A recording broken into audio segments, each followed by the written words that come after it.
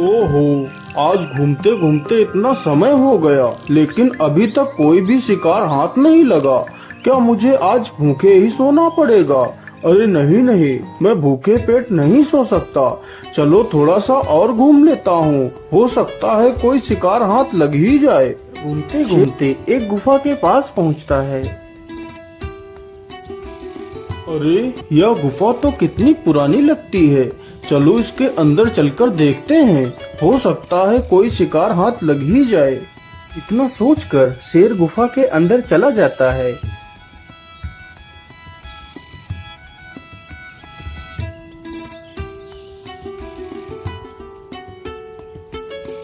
अरे बाप रे बाप, यहाँ पर तो कितना अंधेरा है। चलो चलो मैं यहीं पर बैठ जाता हूँ ताकि मैं बाहर से आने वाले हर प्राणी पर नजर रख सकूं। शेर उसी स्थान पर बैठ जाता है और अपने शिकार की प्रतीक्षा करने लगता है। अरे वाह, आज तो मेरी किस्मत ने मेरा साथ दिया, जो मुझे बिना किसी मेहनत के इतना सारा खाना मिल गया था। अब मैं चुपचाप आराम से 2 दिनों तक गुफा में आराम करूंगी। ये सब कुछ सोचते सोचते लोमड़ी गुफा के पास पहुंचती है। अरे ये क्या, ये पैरों के निशान तो शेर के हैं, लेकिन ये पैरों के निशान तो मेरी गुफा को ही गए हैं। इसका मतलब कोई शेर मेरी गुफा में बैठा है। क्या करूं, कैसे पता करूं? मुझे कोई ना कोई तरकीब सोचनी ही पड़ेगी। अरे अरे मेरी प्यारी गुफा, तो क्या आज मुझसे नाराज है? अरे ये क्या, ये आवाज किसकी है? मुझे लगता है कोई गुफा के बाहर आया है। चलो चलो चुपचाप बैठा रहता हूँ। आज तू मेरे आने पर इतना शांत क्यों है? तू क्या आज मेरा स्वागत नहीं करेगी? वैसे तो मैं जब भी बाहर से आती थी तो तू मेरा स्वागत करती थी, लेकिन आज कुछ बोल क्यों नहीं रही है? अरे यह तो कोई लोमड़ी लगती है। मुझे लगता है यह गुफा लोमड़ी के आने पर उसका स्वागत करती होगी, लेकिन आज मेरे डर की वजह से यह गुफा शांत है। देखो मेरी प्यारी गुफा, यदि तुम मेरा स्वागत कर मुझे अंदर नहीं बुलाओगी तो मैं दूसरी गुफा में चली जाऊंगी और फिर कभी तुम्हारे पास लौट कर नहीं आऊंगी। अरे अरे ये क्या, यदि गुफा ने स्वागत नहीं किया तो लोमड़ी चली जाएगी। अरे नहीं, यदि लोमड़ी चली गई तो मैं भूखा ही मर जाऊंगा। क्यों ना मैं ही लोमड़ी का स्वागत कर उसे अंदर बुला लेता हूँ, फिर उसके नरम नरम मांस को आराम से बैठकर खाऊंगा। आइए आइए लोमड़ी बहन, तुम्हारा स्वागत है। मैं तुमसे नाराज नहीं हूँ। इतना सुनते ही लोमड़ी तुरंत वहाँ से भाग जाती है। अरे इतना समय हो गया लेकिन लोमड़ी अंदर क्यों नहीं आई? कहीं उसे मेरी आवाज सुनकर उसे शक तो नहीं हो गया? ओहो, मुझे लगता है आज मेरे नसीब में खाना है ही नहीं। इतना सोचकर शेर मायूस होकर गुफा से बाहर चला जाता है। अरे पकड़ो पकड़ो, कोई इस चोर को पकड़ो। देखो आज चोर इधर भाग रहा है।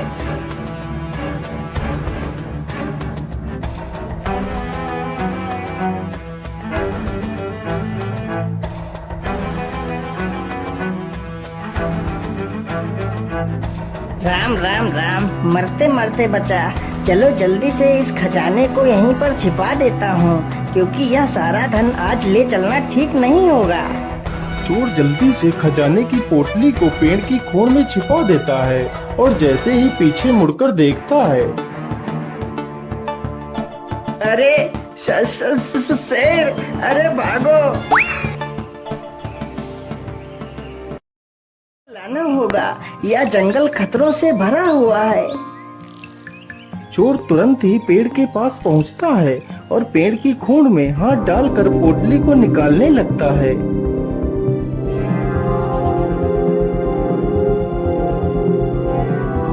सांप, अरे बाप रे, मैं तो मर ही गया। चोर तुरंत ही वहां से भाग जाता है।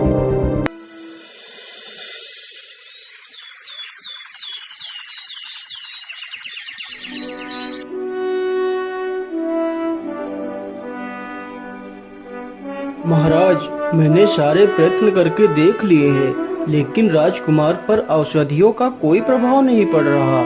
लेकिन महाराज, आप चिंता मत करिए, मैंने राजकुमार के लिए एक खास औषधि मंगाई है। यदि वह औषधि ठीक से काम कर गई तो हम राजकुमार को स्वस्थ कर सकेंगे। वैद्य जी, तो जल्दी से उस औषधि का प्रयोग मेरे पुत्र पर करिए। हाँ हाँ, क्यों नहीं महारानी जी, मैं कल ही उस औषधि का लेप राजकुमार के ऊपर करूँगा।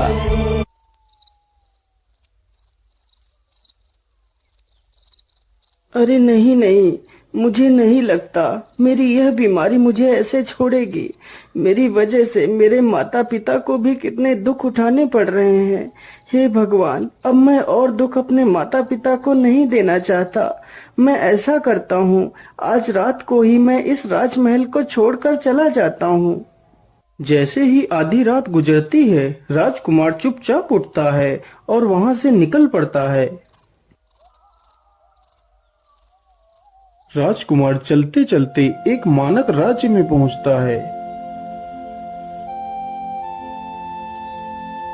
हे माता, मैं बहुत दूर से आया हूँ, कृपा कर मुझे कुछ खाने के लिए दे दीजिए। रुको बेटा, मैं अभी तुम्हारे लिए कुछ खाने को लाती हूँ। इतना कहकर बूढ़ी महिला अंदर जाती है और एक थाली में खाना परोस देती है।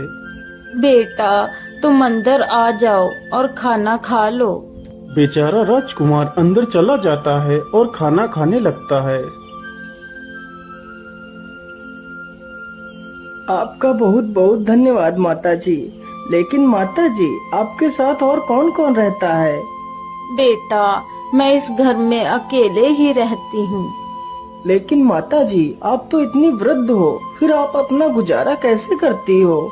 पुत्र, मैं लोगों के घर भिक्षा मांगकर अपना गुजारा कर लेती हूँ। बेटा, मेरा एक जवान पुत्र था जिसे एक सर्प ने काट लिया था और उसकी मृत्यु हो गई थी। उसके जाने के बाद मैं भिक्षा मांगकर अपना गुजारा कर लेती हूँ। माता जी, मुझे यह सब कुछ जानकर बहुत दुख हुआ। यदि आप बुरा न माने तो क्या मैं आपके साथ यहाँ पर रह सकता हूँ?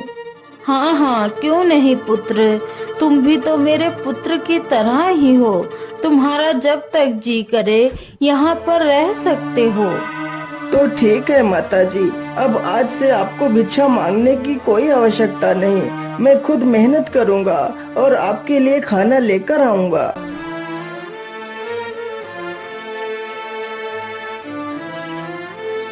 अगले दिन से ही राजकुमार एक कुल्हाड़ी लेता है और जंगल की तरफ निकल पड़ता है।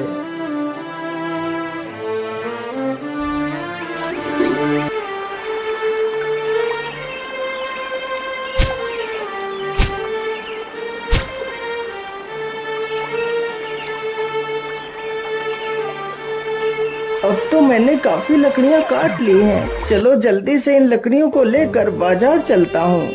राजकुमार लकड़ियों का गट्ठर सिर पर रखता है और बाजार की तरफ निकल पड़ता है।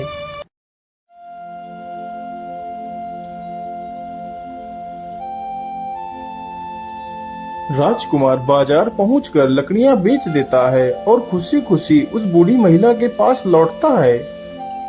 ये लीजिए माता, ये 10 मुद्राएं हैं। इन मुद्राओं से हमारा 2-3 दिन गुजारा आराम से हो जाएगा। मैं कल फिर से लकड़ियाँ काटने के लिए चला जाऊंगा। सुनो सुनो सुनो, राजा ने कल सभी राज्यवासियों को दावत का निमंत्रण भेजा है। कल सभी लोग राजा के राजमहल में पहुंच जाएं।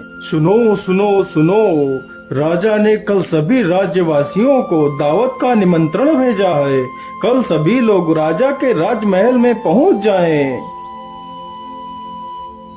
अगले ही दिन राजमहल में अनेकों राजा महाराजा तथा राजवासी आते हैं।